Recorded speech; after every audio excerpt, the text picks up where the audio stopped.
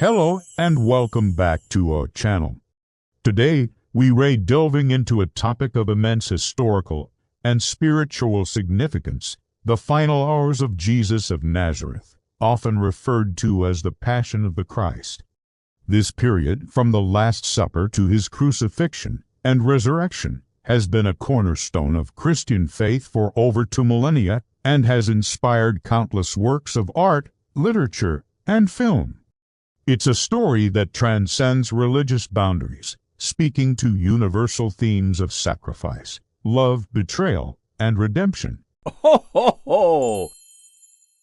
Whether you are a person of faith, a student of history, or simply curious about one of the most influential narratives in human history, there is something profound to discover. Let's journey back in time to Jerusalem, during the festival of Passover. The city is bustling with pilgrims. It is here that our story begins, in an upper room where Jesus gathers with his 12 closest disciples for what would be their final meal together. This event, known as the Last Supper, is not just a shared meal, it's a moment dense with meaning and foreshadowing. Ho, ho, ho! Jesus takes bread, gives thanks, breaks it, and says, "This is my body given for you." He then takes a cup of wine, saying, "This cup is the new covenant in my blood, which is poured out for you." With these words, he institutes a practice that Christians continue to this day, the Eucharist or Holy Communion. But a shadow hangs over the gathering. Jesus reveals that one of them will betray him, sending a ripple of shock and sorrow through the group. He also predicts that Peter, his most outspoken disciple, will deny knowing him 3 times before the rooster crows. Ho, ho, ho! This supper is a poignant farewell, a moment of intimate fellowship tinged with the sorrow of impending separation and betrayal. After the meal, Jesus leads his disciples to a quiet olive grove at the foot of the Mount of Olives, the Garden of Gethsemane. The name itself means oil press, a fitting symbol for the immense pressure and anguish he is about to endure. He asks his inner circle, Peter, James, and John, to stay awake and pray with him while he goes further into the garden to pray alone. What follows is a moment of raw human vulnerability. Ho, ho, ho! Jesus is described as being overwhelmed with sorrow to the point of death. He prays to God the Father, "Father, if you are willing, take this cup from me, yet not my will, but yours be done." This prayer reveals a deep internal struggle, a conflict between his human desire to avoid suffering and his divine commitment to fulfill his purpose. He is not a stoic hero, but a person in deep anguish, sweating drops of what the Scriptures describe as blood. While he is in this agony, his disciples, overcome by exhaustion, fall asleep, leaving him to face his trial alone. Ho, ho, ho! The solitude of Gethsemane is a powerful image of the loneliness that can accompany great suffering. The tranquility of the garden is shattered by the arrival of a crowd led by Judas Iscariot, the betrayer. He identifies Jesus not with a pointed finger or a shouted accusation, but with a kiss, a gesture of friendship twisted into an act of profound betrayal. For 30 pieces of silver, a price steeped in historical symbolism, Judas hands over his teacher to the temple guards. Chaos erupts. Peter, ever impulsive, draws a sword and strikes the servant of the high priest. Ho, ho, ho! But Jesus immediately intervenes, healing the man's ear and commanding Peter to put away his weapon. "Shall I not drink the cup the Father has given me?" he asks. This moment is critical. It demonstrates his unwavering commitment to a path of non-violence and submission to the divine plan, even in the face of arrest. His disciples, gripped by fear, scatter into the night, abandoning him just as he predicted. Jesus is then taken to face a series of trials, a legal and religious spectacle designed to secure his condemnation. Ho, ho, ho! First, he is brought before Annas and then to Caiaphas, the high priest, where the Sanhedrin, the Jewish ruling council, has assembled. They are searching for a charge that will stick, bringing forth false witnesses who offer conflicting and fabricated testimonies. The trial is a sham, a miscarriage of justice.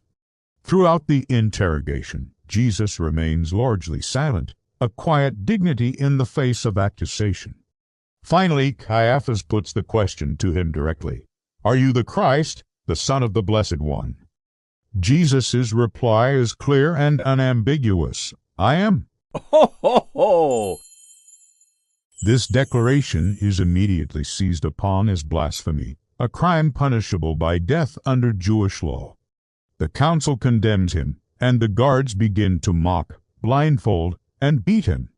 Meanwhile, outside in the courtyard, Peter is recognized by a servant girl. 3 times, just as Jesus had foretold, he denies ever knowing him. As the rooster crows, Peter's eyes meet Jesus's, and he goes out and weeps bitterly, crushed by the weight of his own failure. Ho, ho, ho!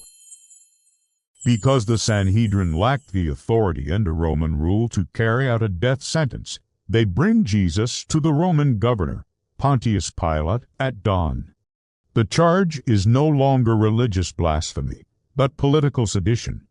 They accuse Jesus of opposing the payment of taxes to Caesar and claiming to be a king, a direct threat to Roman authority. Pilate, a pragmatic politician, interrogates Jesus. "Are you the king of the Jews?" he asks. Jesus replies, "My kingdom is not of this world." Ho, ho, ho! Pilate seems to find no real basis for a capital crime, recognizing the political motivations of the religious leaders. Trying to avoid responsibility, he sends Jesus to Herod Antipas, the ruler of Galilee, who was in Jerusalem for the festival. Herod mocks Jesus, dresses him in an elegant robe, and sends him back to Pilate.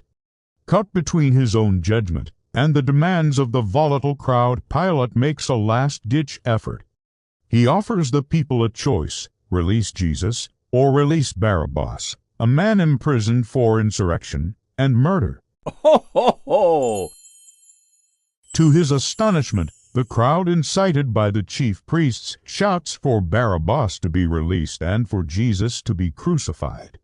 Pilate, seeing that he is losing control, symbolically washes his hands before the crowd, declaring himself innocent of this man's blood.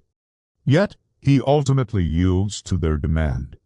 He orders Jesus to be scourged, a brutal, flesh-tearing flogging designed to weaken the condemned before their final ordeal. Ho, ho, ho! The Roman soldiers then take their turn, twisting a crown of thorns and pressing it onto his head, placing a reed in his hand as a mock scepter, and draping a purple robe over his bleeding back. They mock him, spit on him, and strike him, jeering, "Hail, King of the Jews!" This is the ex homo moment. Behold the man. Pilate presents the broken, bloodied figure to the crowd, perhaps hoping to evoke pity. But their cry is relentless: "Crucify him!" And so the final, agonizing journey begins. The Via Dolorosa, the way of sorrows. Ho, ho, ho! Jesus is forced to carry his own cross, or at least a heavy crossbeam, through the streets of Jerusalem toward the execution site outside the city walls, called Golgotha, the place of the skull. Weakened by the scourging and loss of blood, he stumbles and falls. The soldiers, wanting to ensure he makes it to the hill to be crucified, compel a passerby, Simon of Cyrene, to help carry the cross. Along the way, a group of women weeps for him, but Jesus turns to them and speaks, not of his own suffering, but of the difficult future that awaits Jerusalem. Ho, ho, ho! At Golgotha, they nail his hands and feet to the cross, positioning him between 2 criminals. Above his head, Pilate has an inscription placed in 3 languages: "Jesus of Nazareth, the King of the Jews." This was meant as a final mockery, but for believers, it is a statement of truth. As he hangs there, he is subjected to taunts from the soldiers, the religious leaders, and even one of the criminals crucified beside him.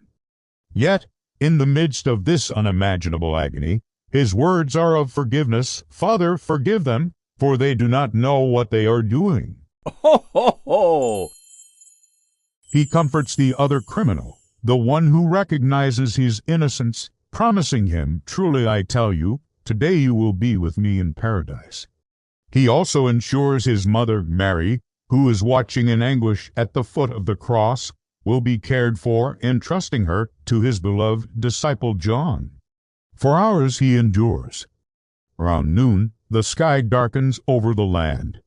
It is a cosmic sign of the gravity of the moment. He cries out, my God, why have you forsaken me?" A quote from Psalm 22 that expresses the depth of his desolation. Ho, ho, ho! He speaks of his thirst, and a soldier offers him a sponge soaked in sour wine. Then, with his final breaths, he declares, "It is finished, and Father, into your hands I commit my spirit." With that, he breathes his last.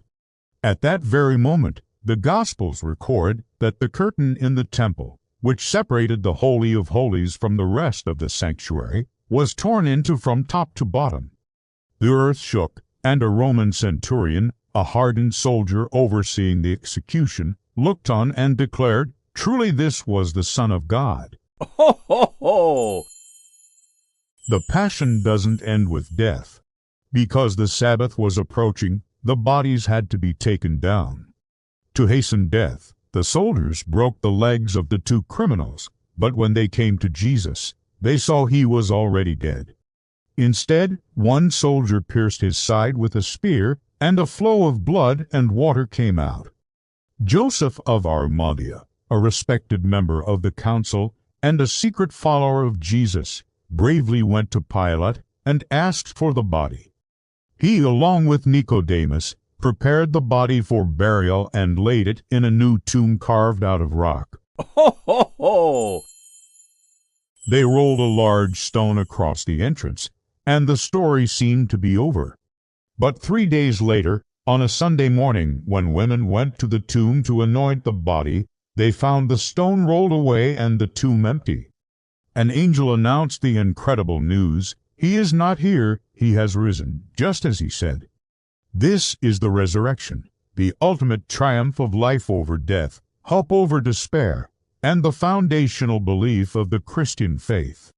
It transforms the tragic story of the Passion into a narrative of ultimate victory and redemption for all humankind. Ho, ho, ho! The story of the Passion of the Christ is a profound and complex tapestry of human emotion and divine purpose.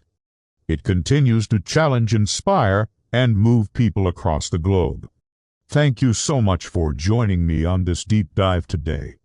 If you found this exploration meaningful, please consider liking this video and subscribe to our channel for more content that explores the great stories and ideas that have shaped our world. We'd love to hear your thoughts in the comments below. Until next time, take care. Ho, ho, ho!